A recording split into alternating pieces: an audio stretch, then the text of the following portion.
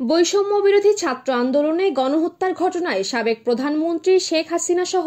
52 জনের বিরুদ্ধে আন্তর্জাতিক অপরাধ ট্রাইব্যুনালের তদন্ত সংস্থায় অভিযোগ দাখিল করা হয়েছে। এতে 28 জন সাংবাদিককে অভিযুক্ত করা হয়েছে।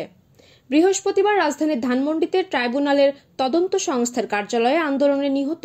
নাসিফ হাসান রিয়াদের বাবা মোহাম্মদ গোলাম রাজ্জাকের পক্ষে এ অভিযোগ দায়ের করেন আইনজীবী গাজী এইচ তামিম। যেসব সাংবাদিক 3 আগস্ট প্রধানমন্ত্রীর সঙ্গে দেখা করে গণহত্যা চালিয়ে নেওয়ার উস্কানি দেন তাদের আসামি করা হয়েছে বলে ওই আইনজীবী জানান। আসামিদের মধ্যে রয়েছেন সাবেক প্রধানমন্ত্রী শেখ হাসিনা, সাবেক সেতুমন্ত্রী ও আওয়ামী লীগের সাধারণ সম্পাদক ওবায়দুল কাদের, সাবেক স্বরাষ্ট্রমন্ত্রী আসাদুজ্জামান খান কামাল, সাবেক আইনমন্ত্রী আনিসুল হক, সাবেক পররাষ্ট্রমন্ত্রী হাসান মাহমুদ। আরও রয়েছেন হাসানুল হক ইনু, সাবেক তথ্যমন্ত্রী মহিবুল হাসান চৌধুরী নওফেল, সাবেক শিক্ষামন্ত্রী জুনাইদ আহমেদ পলক, সাবেক ডাক টেলিযোগাযোগ প্রতিমন্ত্রী মোহাম্মদ আলী আরাফাত, সাবেক তথ্য ও সম্প্রচার প্রতিমন্ত্রী আতিকুল ইসলাম, সাবেক মেয়র ঢাকা উত্তর সিটি কর্পোরেশন চৌধুরী আব্দুল্লাহ আল মামুন, সাবেক আইজিপি হারুন অর রশিদ, অতিরিক্ত আইজিপি ও সাবেক ডিবি প্রধান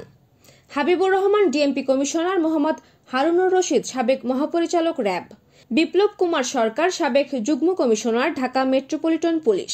জিয়াউল আহসান, সাবেক মহাপরিচালক এনটিএমসি মোহাম্মদ মাহবুব রহমান, ওসি আদাবর থানার ডিএমপি ছাত্রলীগের সভাপতি সাদ্দাম হোসেন, সাধারণ সম্পাদক শেখ ওয়ালি আসিফ ইনান, সাবেক বিচারপতি AHM শামসুদ্দিন চৌধুরী মানিক, অধ্যাপক মোহাম্মদ জাফর ইকবাল, নিঝুম মজুমদার, আইনজীবী ও অনলাইন অ্যাক্টিভিস্ট। আরও রয়েছেন ঢাকা বিশ্ববিদ্যালয়ের শিক্ষক অধ্যাপক মেজবা কামাল, সাবেক প্রধানমন্ত্রীর প্রেস সচিব নাইমুল ইসলাম খান, সাবেক প্রধানমন্ত্রীর তথ্য উপদেষ্টা ইকবাল সোবহান চৌধুরী, সভাপতি জাতীয় প্রেস ক্লাব ও সাবেক এমপি ফরিদা ইয়াসমিন, জাতীয় প্রেস ক্লাব সাধারণ সম্পাদক শ্যামল দত্ত, 71 টিভির প্রধান সম্পাদক মোজাম্মেল বাবু, নবনীতা চৌধুরী, সাংবাদিক ও টিভি সঞ্চালক সুভাষ সিংহ রায়, সম্পাদক abnews24.com,